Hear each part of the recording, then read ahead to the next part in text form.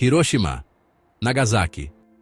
These names echo through history, not just as geographical locations, but as symbols of profound tragedy and resilience. Esses nomes não são apenas lugares em um mapa. São cicatrizes. Cicatrizes que nos lembram do custo devastador da guerra. Feridas profundas e incuráveis na face do nosso planeta. Marcas que o tempo não pode apagar. Lembranças que a história não pode esquecer. Lembretes de um dia em que a humanidade mergulhou em um abismo criado por ela mesma. Um dia em que a ciência e a destruição se uniram de forma catastrófica. Um dia em que o céu choveu fogo e o mundo prendeu a respiração. O horror se desenrolou diante dos olhos de uma geração inteira. Essas cidades estão gravadas na história, não por sua beleza ou cultura, mas pelo horror inimaginável que suportaram.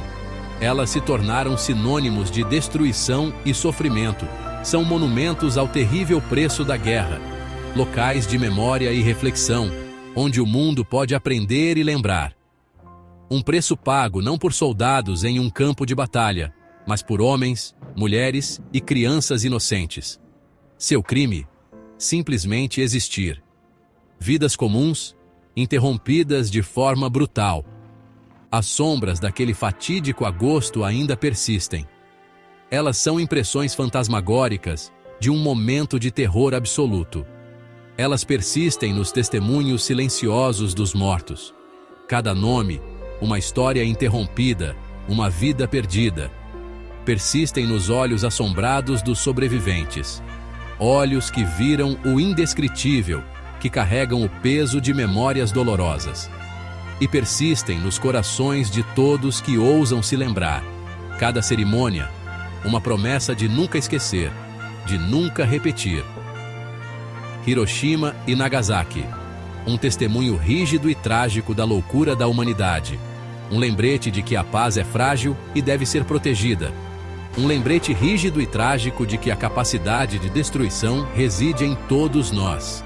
E que com essa capacidade vem a responsabilidade de escolher a paz.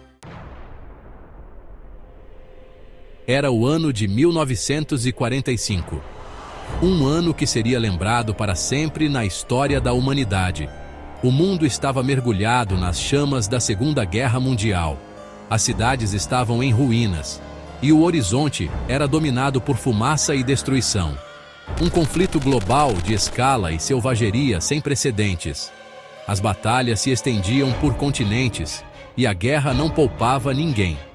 Durante anos, nações se enfrentaram em uma dança brutal de morte. Milhões morreram. A esperança estava diminuindo. Famílias foram destruídas, e o mundo parecia estar à beira do colapso. No Teatro do Pacífico, a guerra continuava. As batalhas navais eram ferozes, e cada ilha conquistada era um passo doloroso em direção à vitória. As forças aliadas estavam se aproximando do Japão, determinadas a garantir a vitória. A invasão parecia inevitável, e os preparativos estavam em pleno andamento. No entanto, o Japão se recusou a ceder. A resistência era feroz, e cada soldado japonês estava disposto a lutar até o último suspiro. A nação insular, imbuída de um código de honra guerreiro, lutou com ferocidade inabalável.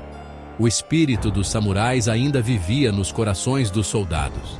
Diante dessa resistência inflexível, os Estados Unidos tomaram uma decisão fatídica. Uma decisão que seria debatida por gerações. Uma decisão que mudaria o curso da história.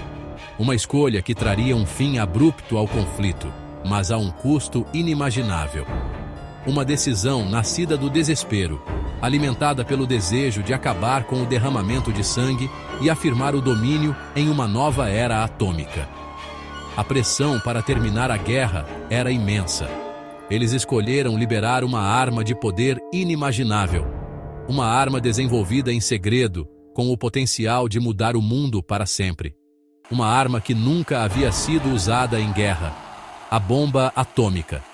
Em agosto de 1945, as cidades de Hiroshima e Nagasaki foram devastadas, marcando o início de uma nova era de guerra e paz. 6 de agosto de 1945. O amanhecer surgiu sobre Hiroshima, pintando o céu em tons de rosa e dourado. Era um dia como qualquer outro, ou assim parecia. Era uma manhã enganosamente bonita. O ar estava calmo, e a cidade parecia estar em paz. A cidade começou a se mover, sem saber da desgraça iminente. Crianças iam para a escola, adultos para o trabalho, todos alheios ao destino que se aproximava, sem saber que estava prestes a se tornar um testemunho da capacidade de autodestruição da humanidade. A vida cotidiana continuava, com risos e conversas enchendo o ar. Às 8h15, um clarão ofuscante cortou o céu. Em um instante, tudo mudou. O ar estalou com uma energia desconhecida. Uma força invisível, mas devastadora, se espalhou pela cidade. O bombardeiro americano B-29, Enola Gay, havia liberado sua carga mortal. Uma missão que mudaria o curso da história. Little Boy, eles a chamavam. Um nome inocente para uma arma de destruição em massa. Uma ironia cruel, pois esta bomba possuía a fúria de 1000 sóis.